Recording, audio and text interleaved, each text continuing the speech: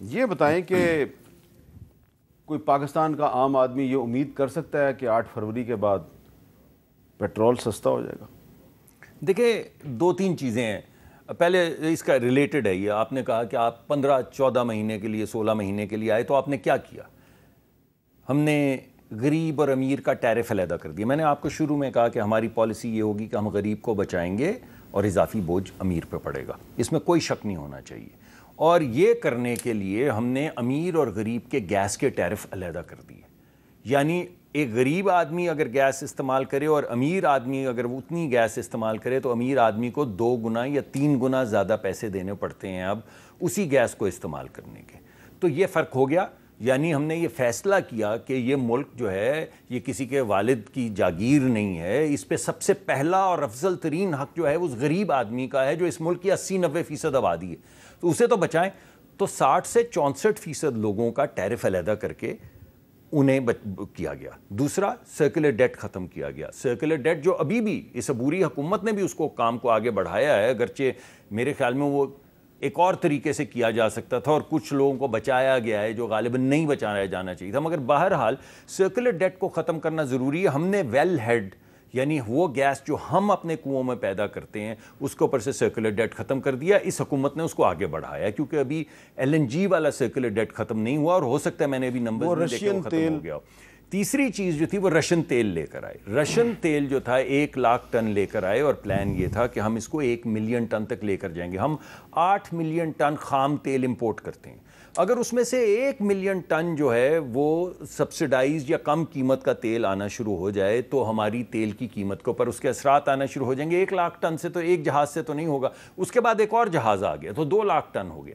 لیکن سالانہ ہمیں اس کو 1 ملین ٹن تک کم از کم 1 سے 1.5 ملین ٹن تک لے کر جانا ہے تاکہ قیمتوں کے اندر اس کے اثرات نظر آئیں. اچھا تیل کی جی $570 ملین کے اضافی گیس ہم نے سسٹم میں ڈالی. ہمارا ڈپلیشن ریٹ جو 9% تھا وہ کم ہو کے تقریباً 3% یا کچھ مجھے ایگزیکٹ یاد نہیں 2.5% رہ گیا.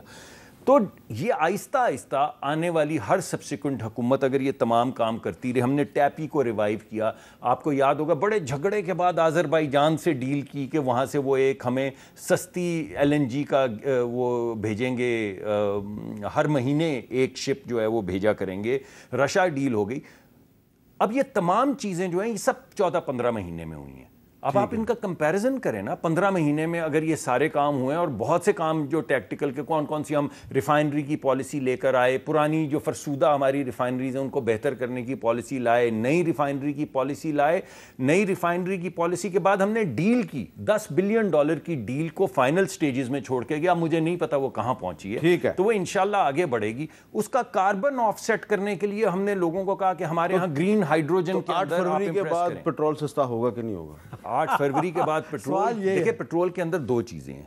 ایک ویسے سستا نواز شریف صاحب کے آنے سے پہلے کافی سستا ہوا ہے, لیکن نواز شریف صاحب کے آنے کے بعد ڈالر مہنگا ہونا شروع ہو گیا ہے. لیکن کچھ لوگ کہہ رہے ہیں جی کہ 8 فروری سے پہلے بھی کچھ پیٹرول سستا ہو جائے گا. جی انشاءاللہ, کیونکہ پیٹرولز کے اندر قیمت میں صرف 2 پہلو ہیں. ایک بین الاقوامی منڈی میں تیل کی قیمت کیا ہے کیونکہ ہمیں وہ خریدنا پڑتا ہے اور کیونکہ ہم ڈالر میں خریدتے ہیں. تو دوسرا پہلو یہ ہے کہ ہمارے ڈالر اور روپے کا تناسب کیا ہے. اگر یہ 2 چیزیں, اس کے علاوہ ہمارے پاس کوئی کنٹرول نہیں. سرکار کے پاس تیل سستا کرنے کا اور کوئی طریقہ کار نہیں. ایک ہم سکیم لانے کی کوشش کر رہے تھے کہ موٹر سائیکل والوں کو سستا پیٹرول دے دیں, وہ ہماری سکیم جو ہے. اچھا ڈاکٹر صاحب یہ بتائیں کہ اس وقت ایک اور بہت بڑا ایشو جو ہے وہ یہ ہے کہ ڈالر اور گندم اور چینی یہ سمگل ہوتی ہے پاکستان سے.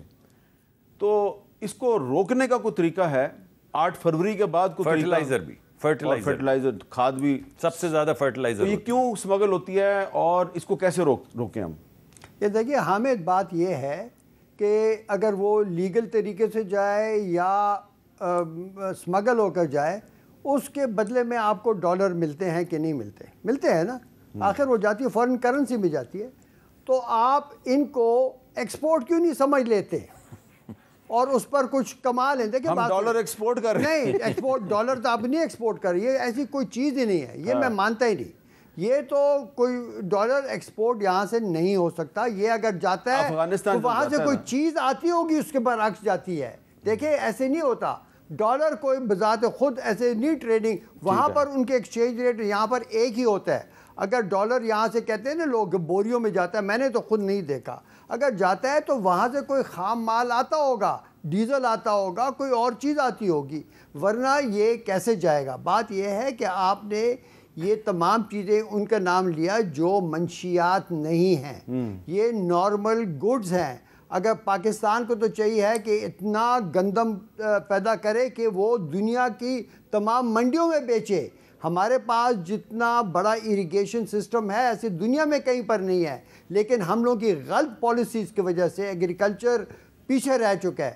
ہمیں ویٹ ایکسپورٹ کرنی چاہیے، اسی طرح شوگر ایکسپورٹ کرنی چاہیے. یہ اس میں یہ کیا اگر وہ اسمگل ہو رہی ہے تو آپ ایکسپورٹ کیوں نہیں کرتے؟ نہیں تو اسمگلنگ نہیں روکنی؟ دیکھیں اسمگلنگ تو ایک انلیگل طریقہ ہے نا باہر جانے کا. آپ اس کے لیگل ایکسپورٹ شروع کریں تو وہاں سے کوئی جائے گا ہی نہیں. کوئی طریقہ ہے؟ ابھی بتا میں وہی کہہ رہا ہوں، میں انتظار لیگلی اوپن کریں نا. اسمگلنگ روکنے کا کوئی طریقہ ہے؟ میں آپ کو سر نے جو بتایا ڈاکٹر صاحب نے، میں آپ کو بتاتا ہوں کہ ہو کیا رہا ہے اصل میں. فرٹیلائزر کی بات کر لیتے ہیں، ذرا مختصر بتائیے. مختصر بتاتا ہوں. سعودی عرب $2 کی گیس، فرٹیلائزر صرف گیس ہے، ایک پروسیس ہوتا ہے، گیس لیتے ہیں فرٹیلائزر باہر نکلاتا ہے، فرٹیلائزر میں اور کچھ نہیں ہے، گیس ہے. سعودی عرب میں گیس کی قیمت ہے $2، اور قطر میں جس سے آپ پوری دنیا LNG خریدتی ہے وہاں پہ وہ اپنی فرٹیلائزر کو دیتے ہیں $3 کی، اور بحرین دیتا ہے $4 کی، ہم دیتے ہیں 70 سینٹ کی اور $1 36 سینٹ کی. اس کے ذریعے جو فرٹیلائزر بنتا ہے وہ اتنا سستا ہوتا ہے کیونکہ آپ نے پیسے وہ لے لیے سرکار سے، ٹیکس پیئر کا پیسہ آپ نے لے لیا، سبسڈی ختم کر کہ وہ ذرا 10 میل دور جا کے افغانستان میں بیچیں تو 2000 کی 3000 کی بوری 7000 میں 6000 میں بک رہی ہوتی ہے. تو آپ نے اسمگلنگ کے لیے پالیسی بنا رکھی ہے. کنکلوژن یہ ہے کہ سبسڈی ختم کرو، سبسڈی ختم کریں ہر ایک کو، اور اپنے کسان کو صرف آپ پیسے دیں، اپنے کسان کو ڈائریکٹ سبسڈی دیں. بہت بہت شکریہ آپ دونوں کا، بہت بہت شکریہ. آج اکانومی پہ بات کی ہے اور اس کا کنکلوژن یہ ہے کہ پہلی بات تو یہ ہے کہ فیئر اینڈ فری الیکشن کروائیں، اور دوسری بات یہ ہے کہ سبسڈیز کو ختم کریں، اور تیسری بات یہ ہے کہ تمام بڑی پولیٹیکل پارٹیز اپنا اپنا اکنامک ایجنڈا اور اپنے جو اکنامک مینیجرز ہیں ذرا ان کو سامنے لے کے آئیں، اور مہربانی کریں کچھ نئے چہرے بھی سامنے لے آئیں.